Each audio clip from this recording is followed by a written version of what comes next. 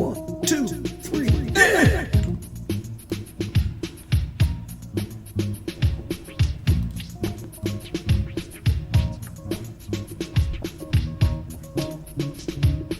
This is Amari Purple Talk. Yes.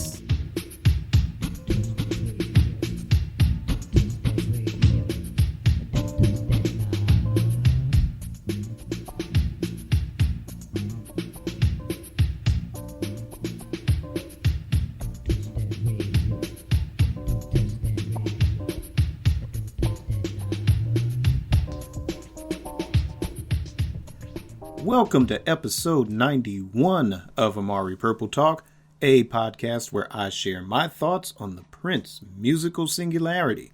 I'm Richard Cole, Imaginationist, comic book myth builder, and the Vic Sage of Funk. Thank you once again for tuning in. Please leave your comments in the comment section below, and please download on your favorite podcast platform. If you're listening on YouTube, please like and subscribe. And please continue to send your questions or topic suggestions for Amari Purple Talk. And how you can do that is by clicking the link in the show notes below, either the website link for Amari Communications, or by following me on Twitter at RichardCole_now, using the hashtag Amari Purple Talk, and your topic or question might just be read in a future episode. All right, and with that out of the way, let's get it started. Okay, so we've talked about the upcoming Dwayne Tudor book covering the Parade and Sign of the Times era. We've covered The Time 2 episodes in a row. So we're going to take a little bit of a departure, and we're calling this one the Bite the Boots. If you remember that from earlier episodes of Amari Purple Talk, it's kind of where we find circulating bootlegs or legendary bootlegs, talk about it, and hopefully it would reach the ears of the estate for consideration for an official release one of these days. And this Bite the Boot segment, we're going to talk about Xenophobia. All right, so for newbies to the Prince musical singularity, Xenophobia is an unreleased 7 CD set of live recordings from the Xenophobia celebration, Prince celebration from June 2002 at Paisley Park. And that's right, 7 CDs. Now, in the early 2000s, Prince would hold roughly right around the time of his birthday or sometime in the month of June, sort of a week-long celebration at Paisley Park. Kind of what the current celebrations or the most recent celebrations have been in the spirit of that. But when Prince was doing it around 2001, 2002, and so on, it would be a week-long celebration. There would be concerts. There would be early morning jams. Never had the opportunity to actually go, but as I was becoming more acclimated to the internet during that period and going on to NPG Music Club online and just kind of reading about what was happening through the news feed or in the different chats, good time was had by all. But this particular year, Prince was going to release a 7 CD box set of each day of those shows from the celebration. He even kind of teased it a little bit on the NPG Music Club website. And he would, leak things like coming soon to a monitor near you, which, he kind of pioneered the whole digital download thing. This was when Napster was kind of in its infancy. Apple Music, kind of maybe just starting around that time. And, this is what he would talk about in the 90s, during his battle to leave Warner Brothers and about controlling your own music. And he kind of had the insight to kind of figure out where music was going to go as far as distribution, as far as, direct to consumer, alternative ways that kind of went to the left of your normal record industry distribution modes. And yeah, digital download. But he also teased the possibility of doing a box set of CDs. And quoting from that little tease from the old NPG Music Club website, this is Prince saying, "Dig, if you will, the picture. A box set of CDs from the NPG arrive at your doorstep one Friday morning in the near future, just in time for the party you were planning for 6 of your friends. You anxiously open, hoping it is, yes, the new 7 CD box set of Xenophobia. But wait, you already bought this set from a bootlegger? How do you feel?" So this had been leaked unofficially. Hence, Prince kind of taking the Frank Zappa route of, okay, well, yeah, you bootleggers, you beat me to it, but guess what? Here, I'm going to drop this 7 CD box set. It'll be great sound quality, reasonably priced. But this never happened. So this is kind of one of those, like, Welcome to America, one of those great ideas that, hey, just probably never got around to, or changed his mind in favor of another project or another set of recordings that would end up on a different album. And it may be possible that the whole idea was scrapped in favor of the One Night Alone live set, given the, whatever deal that he struck to get that released and distributed, and it was going out to the mainstream.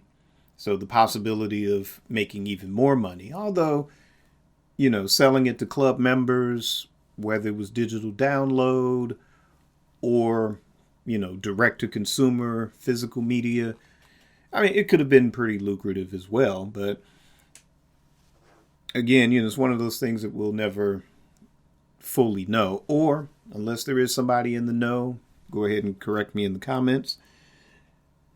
But the idea of having the estate release this 7 CD box set,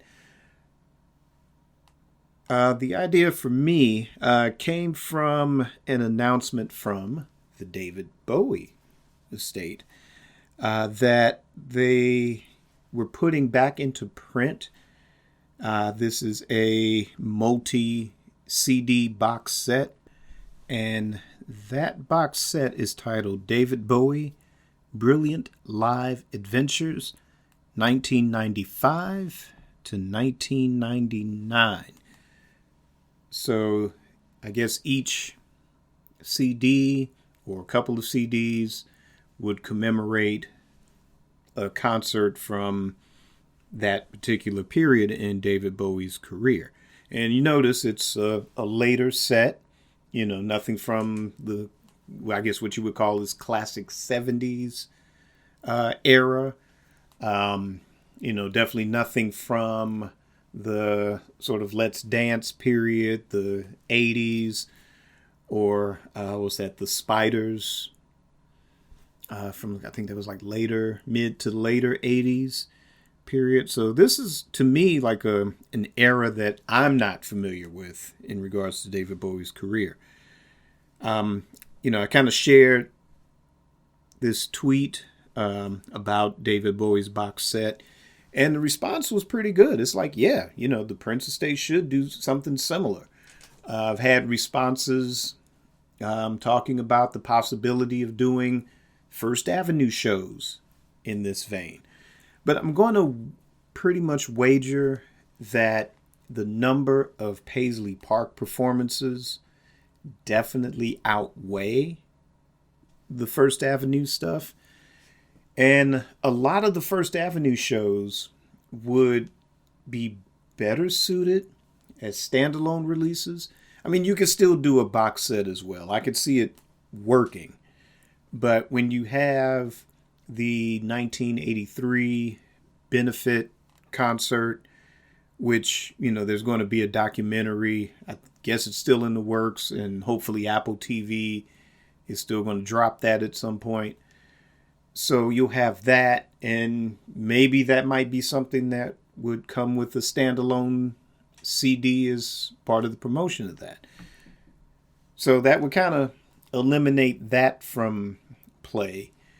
To me, the 1984 birthday show is something else that deserves a mainstream standalone release.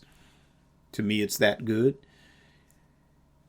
And then you have the sort of preview to the 1986 Hit and Run tour. That was March of 1986. That can almost be a standalone, or it can also go with a box set or super deluxe edition of Parade. And then you have the famous March 1987 sort of dress rehearsal of the Sign of the Times / Lovesexy band. And that might be something, again, could be worthy of a standalone release as well. But again, I can also see the possibility of just bundling those four, because they are very different shows. Where with the Xenophobia, you do get some repetition, but there are kind of performances or certain nights that are just radically different. So you won't kind of get bored. So if you play disc 1, which I think is kind of similar to what you have on the One Night Alone set, and then you have like the second night, which is kind of a short set list, but completely different set list as well. But a First Avenue set, because each period is so radically different, that can definitely work too. But back to Xenophobia, it's 7 CDs, and I don't think I have any of these in my sort of data bank of archived material. But if you go onto princevault.com, they do have the set list from each night of the celebration. Like I said, I know the first night is very close to the One Night Alone set, or One Night Alone live set. So I didn't want to spend a lot of time with that. Of course, I mean, I'm sure there's certain nuances or certain performances or emphasis on certain songs that would make it different from One Night Alone live, at least for the first disc. But I wanted to talk about 2 nights in particular. I just kind of randomly went through 2 nights that were definitely different from one another. And the first one is June 23rd. And this was an early morning show from that date in 2002. And the set list for that one, you have an instrumental version of Rainbow Children. And that goes into Power Fantastic, Extraordinary, which is on the One Night Alone live set, Here on Earth, which is a track from the One Night Alone studio album, With You, and then there's an instrumental version of Pearls Before Swine, cover of Donny Hathaway's The Ghetto. Let's see, When the Lights Go Down. Let's see, Sweet Baby from the 1992 Symbol album. Got Strollin', which segues into You Want Me, and also an instrumental version of Other Side of the Pillow. Let's see, Got a Broken Heart Again, and the classic Carole King, You've Got a Friend. So that's June 23rd of 2002.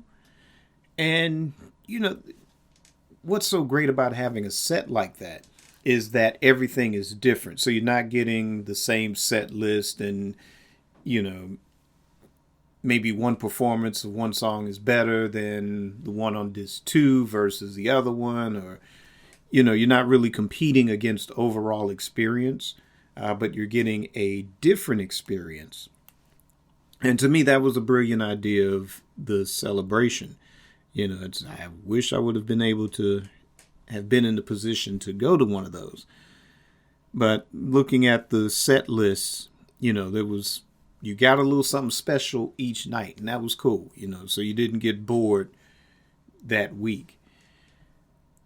So moving on to June 24th of 2002, that particular night, we've got Don't Play Me as the opener, Led Zeppelin's Whole Lotta Love, 7, and then Tangerine from Raven to the Joy Fantastic, Case of You, of course, that Joni Mitchell track gets a lot of cover by Prince throughout his career.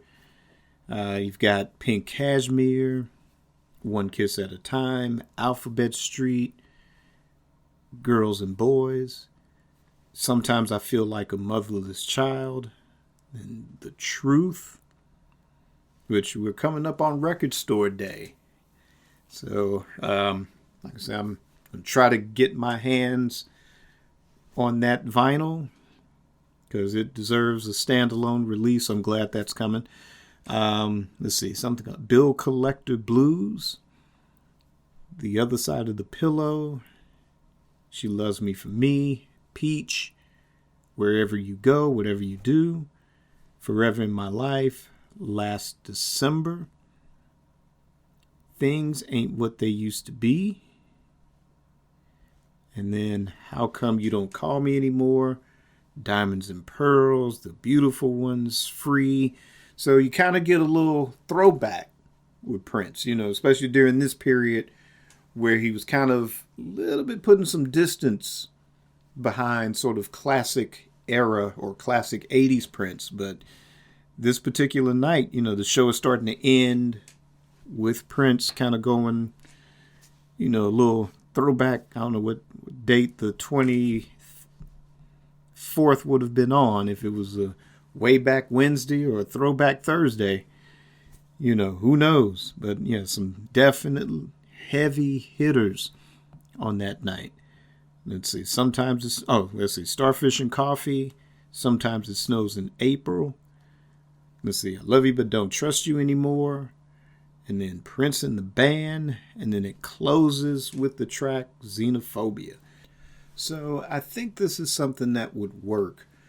Considering that it sounds like that this was something that may have already, maybe not necessarily packaged and pressed and ready to go, but if it was, you might have to go back into the archives and dig out the old artwork, or try to scan and recreate the artwork for the covers and, the CD labels and all of that stuff, the liner notes, all of that. But it sounds like if it was something that was pretty much ready to go out to the members of the MPG Music Club, then yeah, I would, consider doing that as a mainstream release. granted, everybody has their favorites. Everybody wants a Parade Super Deluxe and this type of box set. But, when you look at, again, like David Bowie's estate, or if you look at Hendrix, they kind of try to mix it up a little bit, depending. With Hendrix, it's a little different because he kind of had that short shelf life, just really technically 3 studio albums and 1 live album, which is probably the best contract obligation album in rock history. The greatest contract obligation in rock history. But when it comes to what the Hendrix estate has done from 1996 on, there's just a treasure trove of unreleased material. And again, they kind of mix it up. You get some stuff from the Experience period. You get stuff from the Band of Gypsies period. You get stuff from, with the, sort of all of 1970 up until, his last day on the planet. With Mitch Mitchell and Billy Cox, recording and touring with him. And just that short span of time, this wealth of material, live recordings, studio recordings. And again, they kind of mix it up. The Bowie estate. Now, the fundamental difference is that David Bowie actually had a plan.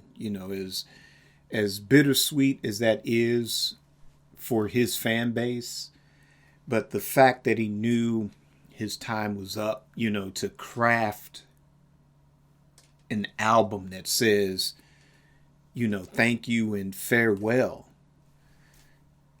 with the Black Star album, and then to have a detailed plan to be executed by his estate. Like, okay, this is what you're going to be putting out, upon my transition or after my transition.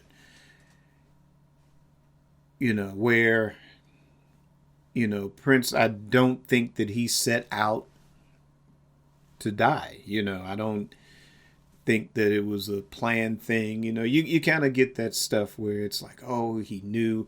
And maybe on a spiritual level, that could be true, sort of in a metaphysical sort of way, instinctively, but not on a conscious mind level.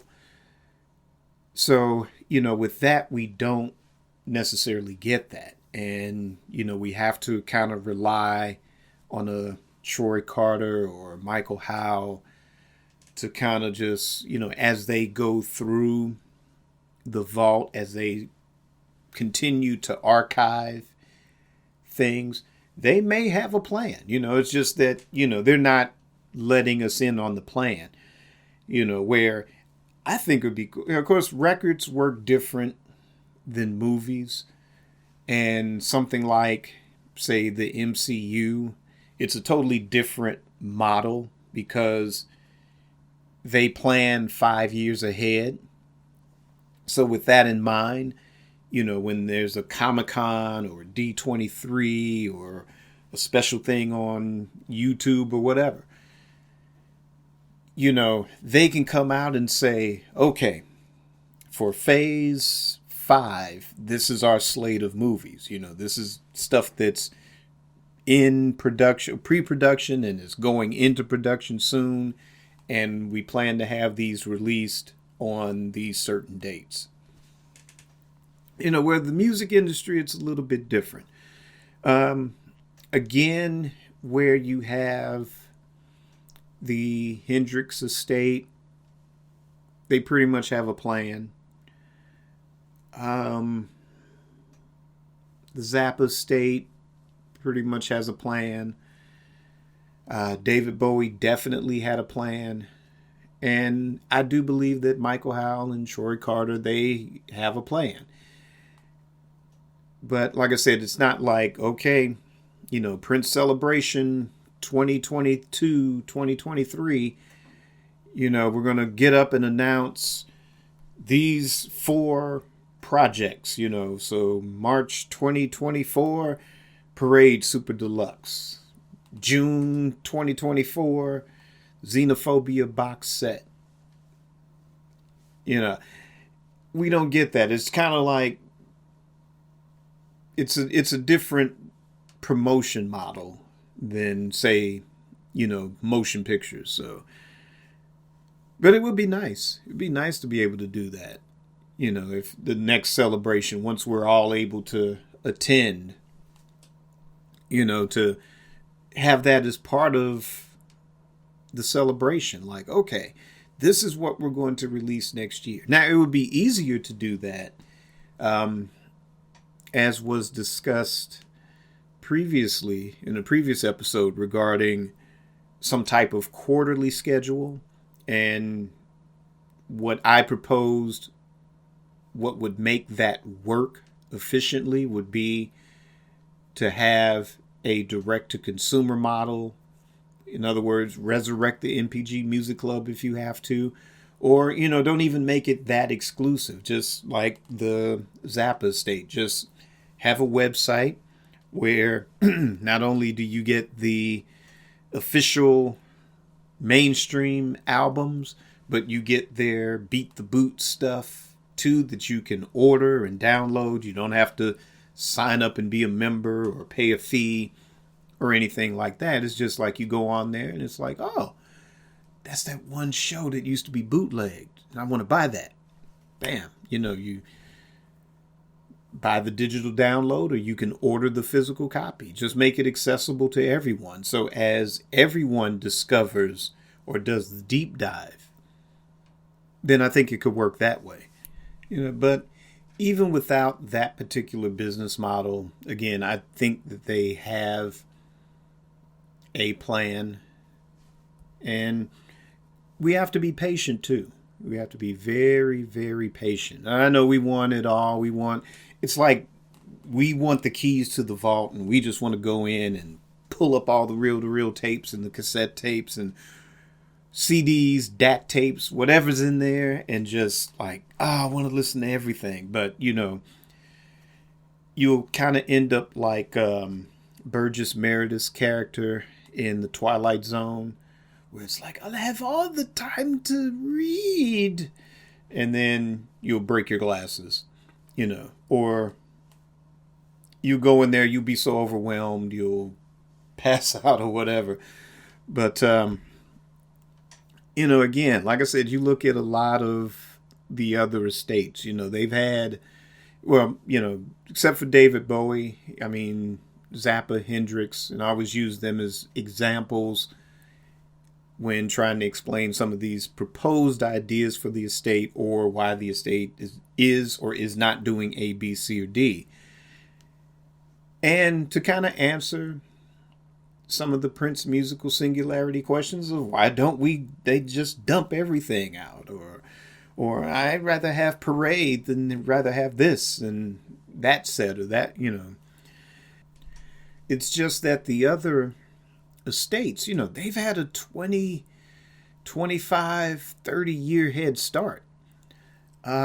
Imagine, whatever age, your teenage or college age, and you were around when a lot of these people were just starting or in their prime, or, imagine yourself, you're around in 1967, 68, 69, 70, and Hendrix, and you become a fan, and then he's gone, but then, there's stuff that was coming out a year after he passed, 2 years after he passed. And then you fast forward 20 more years later, when everything finally gets back into the hands of their estate. Hendrix's family is benefiting from the ownership of all these master recordings.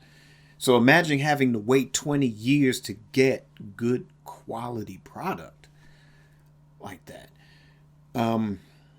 You know, Zappa was on his thing. I think maybe Prince did kind of look to him during the 90s. There's a documentary on Zappa. I got it on Amazon digitally. Yeah, I just went and paid for it. I didn't want to rent it. I just wanted to just kind of own the digital outright. And I'm still got another half an hour to go in watching that documentary. But it opens up a few minutes into it, and it's an old clip of him, and he's showing you the vault, his vault. And, you automatically, if you watch this, you will automatically think of Prince's vault, because we've seen photographs of Prince's vault, and it looks just like that. And Zappa's going through all the, they're doing close-ups of, oh, this is this show, and oh, this is when he performed with John and Yoko, and this is this date. But one of the things that I took notice of in that film too was a point that Zappa wanted to do a 4-album box set. And I believe it was Warner Brothers. There they are again, aren't they? There's Warner Brothers. And they're like, nope, we don't want to put out a box set. Nope, 4-album box set. Nope, nope, nope. So basically what Zappa did was break those 4 albums up as single standalone albums, turned them into Warner Brothers, say, here's my next 4 albums, let me out of my contract. So I think, Prince, hopefully, I think he might have taken notice of that in his fight with Warner Brothers. And, the Beat the Boots campaign. That, something else I think Prince probably took notice of. And, you see little things like a lot of the stuff that ended up on Graffiti Bridge. I think to me that was sort of the start of that in Prince's own way of sort of beating the boots. Because a lot of those songs were in circulation. And Prince decided, well, I'm going to include a lot of these songs in the soundtrack. Then you also fast forward another 10 years to, or less than that, like 8 years for Crystal Ball. That was his sort of beat the boots campaign. So now, we're kind of in this era. But again, a lot of these legacy artists have had that 25 to 30 year head start in bringing out these box sets of archived material and compilations, live albums, live box sets.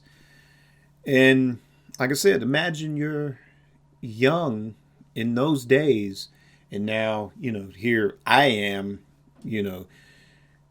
pushing, in mid to pushing late 50s. And it's like, oh, okay, so yeah, I got to make sure I'm in tip-top condition, because it's like another 20 years. Imagine people in their 60s and, well, mostly 60s, 70s, almost 80 or into their 80s. And, you're waiting for the next round of Beatles box sets or super deluxe editions. I guess at some point there'll be maybe a Revolver. I know that McCartney's been dropping deluxe editions or archive editions for a few years now. Again, stuff that you've never heard before from Hendrix. You're now in your 70s or pushing 80, and you're just now, you're on YouTube and you're on the Jimi Hendrix page, and then there's this audience recording that they have on the estate's YouTube page that a lot of people don't know about. And you're a Hendrix fan, and it's like you get to hear that, and you get to make it to hear that. So I know it's weird, but that's the thing. We have to be patient, because it's ironic that we are getting as much Prince now as opposed to in his lifetime when record companies were like, nope, you only got just one album. We only want one album a year from you. And you got to milk that for 2 years. And then you got to tour for 3 years. And then you go back in the studio and all this other stuff that he was rebelling against.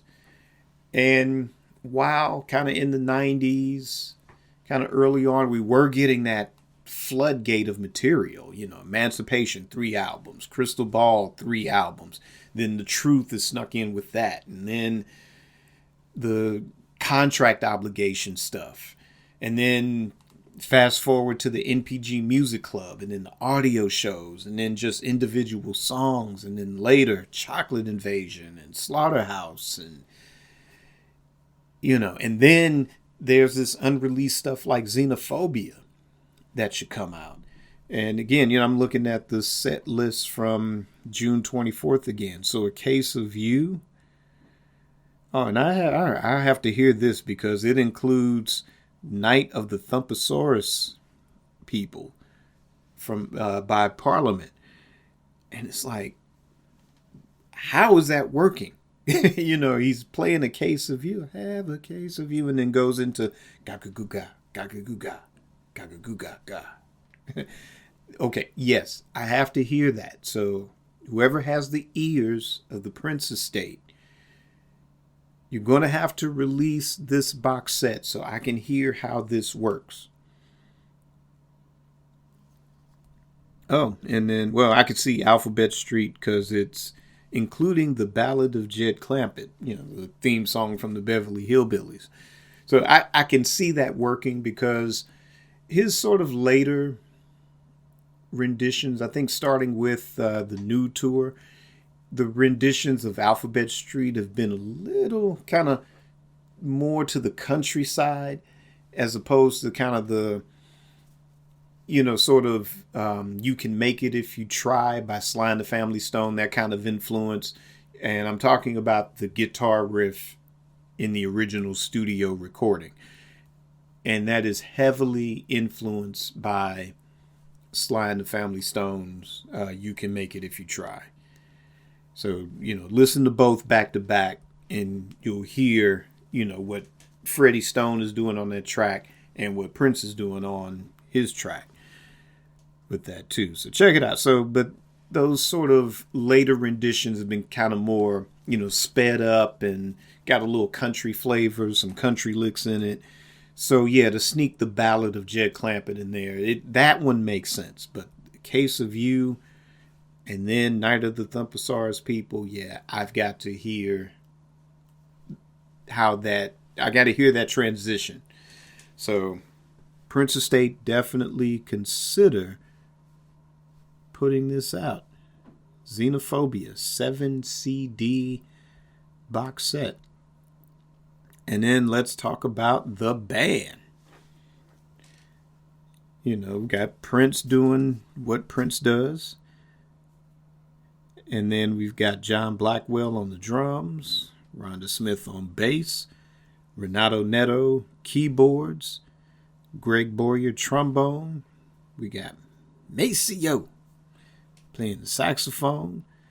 Let's see. I'm sure Shirley E was there. I don't know if she was there for all the performances, but I'm sure she's there at least minimum one of the nights. Also Larry Graham on bass, probably one of the nights.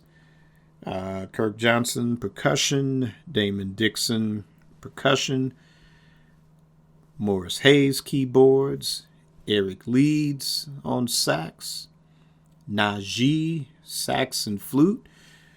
And we were hip to Najee like late 80s, early 90s. A friend of mine had bought the cassettes.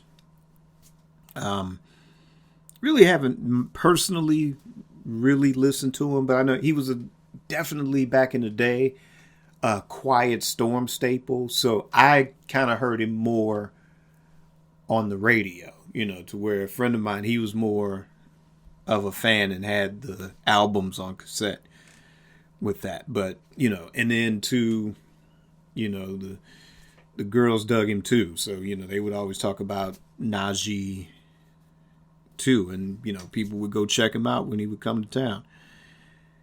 And then you got Music Soul Child that was a guest on one of the nights. Connie Castillo on vocals. I'm not familiar with her. So somebody in the comments educate me on who she is, if she has any albums or anything out. Like, check that out. Let's see, Kip Blackshire on keyboards, Rochelle Farrell on vocals. And if you don't know who that is, y'all better y'all got some homework this week. I don't have any of her records, but I would catch her on programs. I know, like Showtime at the Apollo a few nights back in the day. Not as a amateur, but she would be one of the musical guests on the program, and that is a voice. So there's people that sing and there's people that sing. She sings. So definitely, like I said, y'all got some homework to do. So check that out. And then Jeff Lee Johnson on guitar. Not sure who that is either. So again, educate me in the comments as to who that is, and if he has any music that's out currently or had some albums out back then. The jam with Prince on guitar. So, I'm sure he mixed it up. If I remember reading about it correctly, he'd have one band line up one night. Like I said, maybe Larry Graham came up, jam at least one of the nights or two of the nights or something. Maybe Eric was on sax one night, Najee was on sax the other night. So just kind of hit me to what was happening with that period. Again, like I said, I just kind of would catch glimpses whenever I could get to a computer that was hooked up to the internet. It wasn't like it is now where you can have your cable company hook you up with that. It was like, you had, even when I had like dial up, the speeds were so dang slow, and also too, susceptible to being hacked. So sometimes that computer would catch a virus and pew, that was the end of it until time to get another computer. But, times are a little bit better now. A little bit better now than what they were back then. Back then it's like, need to go to the internet. Let me head to the library. But those days are over. So, I wanted to kind of dig back into this era. I was playing One Night Alone live, kind of pre-show warm-up, So, yeah, I mean, it's good to have this set back in the archives, back in the Cole family archives, because I used to jam it quite a bit. I mean, I was digging the music. I was digging the direction with this. I always said that Rainbow Children, I always thought that's what a 40-something-year-old Prince should sound like. Cool. We had the funk and the rock and new wave during the whole classic era. The kind of growth starting with Parade, that type of maturity. So to kind of get to where he was 2001, 2002, I thought that was pretty interesting. So it was good having that, and then not having it, but it was good to, that the estate and Sony Legacy reissued this particular set, and it's good to have it back. Listening to it earlier, man, this is, good band, great sound, different. Like I said, it wasn't just a greatest hits thing. Nothing wrong with doing your hits, because that's what you pay your money to hear. But with an artist like Prince, just like Miles Davis, it was good to mix it up. You kind of went from the Birth of the Cool to the whole Bitches Brew era, the Jack Johnson, the Yakarta era, and then there was sort of that 80s period with Miles. Same thing with Prince, and like I've been saying for quite a number of episodes, it's a blessing to have an artist that can give you that type of versatility. Kind of reminds me of Rappin' Forte's song, I'll Be Around, where it's like, silly is called versatility, and that's why I'm still around. So it's good to be blessed to have an artist to have that type of diversity where no matter what the decade is, there's something for everybody to enjoy. And, cool. Hang on to those, hang on to your favorites. Cool. Like that. So, but like I said, this is something that really should be considered for release. So Xenophobia 7 CD box set. Let's drop some purple bugs into the ears of the estate. And who knows, like I said, I'm sure they got a plan for this year and next year. But if they don't have a plan for next year, this is something to consider. It'd be a good departure. Again, representing a later era. Gives Paisley Park some love, too, because this whole thing was done in Paisley Park. I think it's time we start having material reflect the fact that it was done in Paisley Park. I mean, props to the classic era and Sunset Sound. Of course, we had the stuff done in the Purple House. There was stuff done in the Galpin Road residence prior to the building of Paisley Park. So cool, that was getting some representation. But, Paisley Park, yes, it's a museum now. Yes, hopefully one day we can get back to the celebrations. But it was more than that. And in addition to, stuff being recorded there for studio albums, one of the things he kind of wanted to do have his own sort of First Avenue. And I think that should be celebrated as well. But what's most important is, what do you think? Is this something you would like to see released? We talked about First Avenue also, possibility of doing something like that as a box set too. Do you prefer one over the other? Also, were you at the celebration during this particular week in 2002? I want to hear those stories. And I don't know, maybe do kind of an episode of your listener response if you were there, some anecdotes, some stories. Or just let me know you were there and you had a good time. So leave me a comment and let me know your thoughts. And that is going to end this episode of Amari Purple Talk. Thank you once again for tuning in. I'm grateful for each and every one of you. Kind of getting near that to the 100th episode, or I like to call it if it's comic book, it would be the 100th issue. It would be the big slam bang multi-page. Don't know what I'm going to do yet with it, but I'll think of something. But other than that, thank you for listening. Continue your support for Amari Purple Talk. Purchase some Amari merchandise, t-shirts, whatever. Mugs, there's water bottles. Think I still have mouse pads, if we still use mouse pads anymore. Used to have phone cases, but definitely pick up an Amari Purple Talk t-shirt, get an Amari Purple Talk mug, get a We Funk t-shirt. All the links are in the show notes below. Do a tip link in Cash App. Leave a comment.